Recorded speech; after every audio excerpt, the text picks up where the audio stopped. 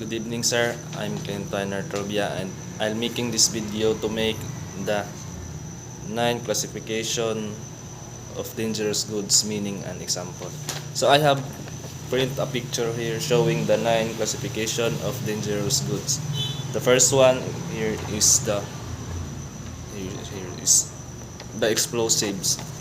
The meaning of materials that can undergo a rapid chemical reaction producing gas and heat.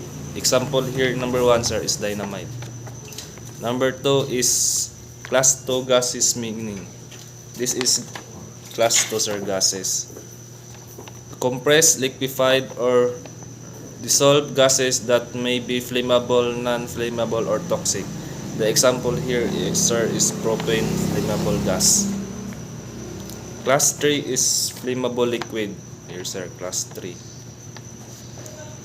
Liquids that can ignite easily and have a flash point of 60 degrees to 140 degrees F or lower. Example here, sir, is gasoline.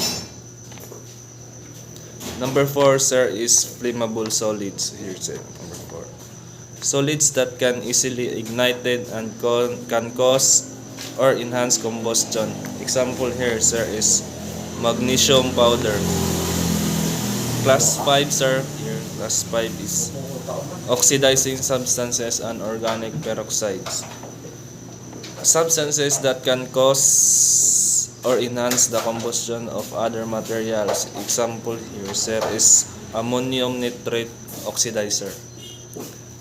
Number 6, sir, is toxic and infectious substance here. Meaning materials that can harm through exposure or contain pathogens. Example here is cyanide, toxic, medical waste, and infectious. Class 7, sir, is here radioactive materials, meaning materials that emit ionizing radiation posing health risks. Example here, sir, is uranium. Class 8, sir, here is corrosive substance. Materials that can cause damage to living tissues or materials on contact. Example here, sir, is sulfuric acid. The class 9, sir, is miscellaneous dangerous goods. Here, sir. Class 9. Items that pose risk during transport but do not fit into the other classes. Example, lithium batteries, hazardous due to potential fire risk.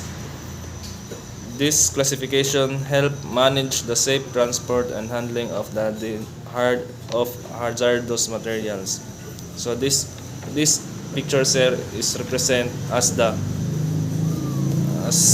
9 classes of dangerous goods, meaning, sir. Thank you.